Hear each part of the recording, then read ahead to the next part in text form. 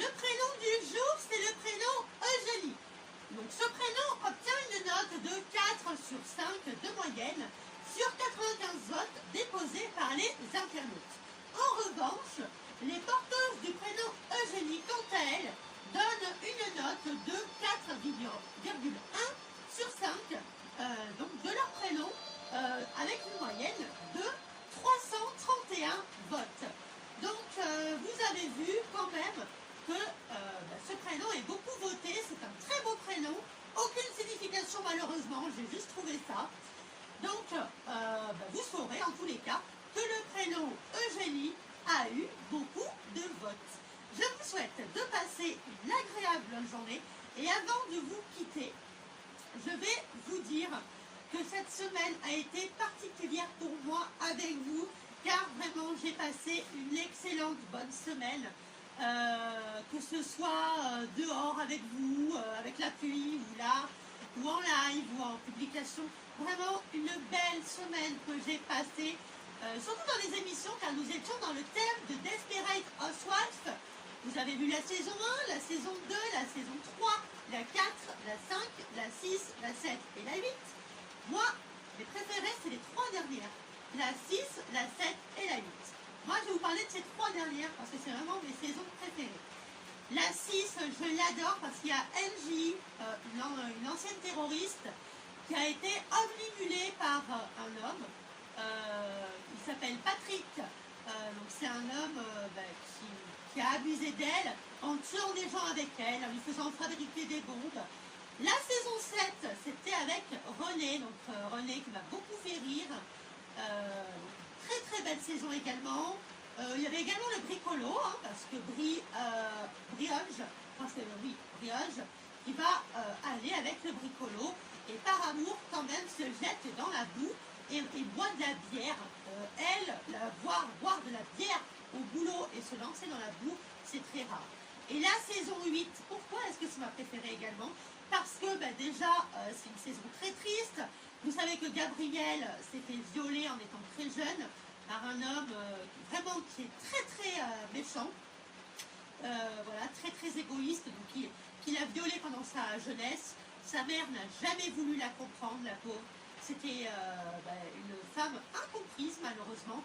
Donc ça aussi, ça m'a beaucoup touchée, beaucoup, car Gabrielle, elle montre pas sa faiblesse en fait. Elle a subi beaucoup de choses, mais sa faiblesse ne la montre pas, ni dans la saison 1, ni dans la 2. Enfin, elle la montre avec les bébés qu'elle n'aura pas eu. Mais comment dire, elle a beaucoup d'humour, elle fait beaucoup de blagues, beaucoup de choses comme ça. Donc, excusez-moi, c'est que je parle trop. Donc vraiment, Gabrielle, une femme qui m'a beaucoup touchée. Et quand on voit ce qu'elle a subi, quand on voit qu'elle fait beaucoup de blagues comme ceci, on voit vraiment que c'est une femme formidable, pleine d'humour, elle a autant de caractère que son humour. Et vous verrez, donc je crois que c'est le dernier épisode de la saison 7. Je crois que le beau-père de Gabrielle la retrouve en allant chez elle. Et du coup, il voulait la violer. Voilà, moi je m'en souviens, il voulait la violer. Voilà, elle était toute seule. Carlos arrive, il prend un chandelier, à peu près là, comme ceci. Il enlève les fleurs. Enfin, un chandelier. C'était un chandelier à bougie. Hein. Et hop là, hop, il aplatit l'homme qui voulait violer Gabrielle et il le tue. Mais ce qu'on ne sait pas, c'est que là-bas, il est interdit de tuer quelqu'un comme ça. On risque de la prison. Et comme c'était compliqué de prouver que c'était rien que de la défense, et du coup, pendant toute la saison 8, ils essayent de cacher ce meurtre. Et donc du coup, on les voit, Gabrielle emmenant Suzanne, Linette et Brie. Toutes les 4 sont ensemble pour essayer d'enterrer le corps, mais le corps se déterre. Enfin, il y a plein de secrets et à un moment, ça fait peur. Mais il y a des histoires rigolotes. Vous verrez vraiment beaucoup de séquences rigolotes. Je ne vais pas tout vous expliquer non plus. Mais vraiment, la saison 8, c'est l'une de mes saisons préférées. D'ailleurs, c'est vraiment ma saison préférée dans Desperate Housewives. Et la fin de la saison 8 où René va se marier le mariage où elle a presque pas failli se marier, où Karen malheureusement va mourir d'un cancer. Vraiment de très belles histoires. Je vous laisse, aller les suivre de toute façon. Si vous voulez acheter le coffret, il est disponible avec l'intégrale, la saison 1 à la 8. Moi, honnêtement, je me suis juste acheté le coffret de la saison 6, la saison 7 et la saison 8. Parce que les autres, je ne suis pas fan. Mais vraiment, la 6, la 7, la 8, c'est mes 3 dernières saisons préférées. Et si vous connaissez le couple de Lynette et Tom Scavo, alors malheureusement, dans la saison 8, ils ne seront pas ensemble, ils seront divorcés. Mais attention, il y a beaucoup de surprises qui vous réservent. Je crois que c'est avant le dernier épisode, ou c'est peut-être le dernier, je ne sais pas. Oui, c'est le dernier, hein, il me semble.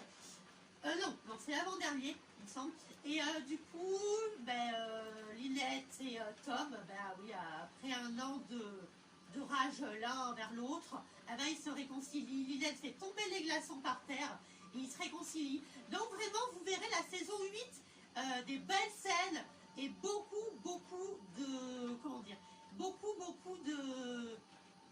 de surprises, beaucoup de surprises. Vous découvrirez vraiment les acteurs vraiment dans leur jour, Gabriel, Lynette, Suzanne, et oui parce que Suzanne également, Mike, il va mourir à la saison 8, c'est le générique d'ailleurs, le premier générique que vous avez quand l'émission débute, quand Mike malheureusement, il meurt.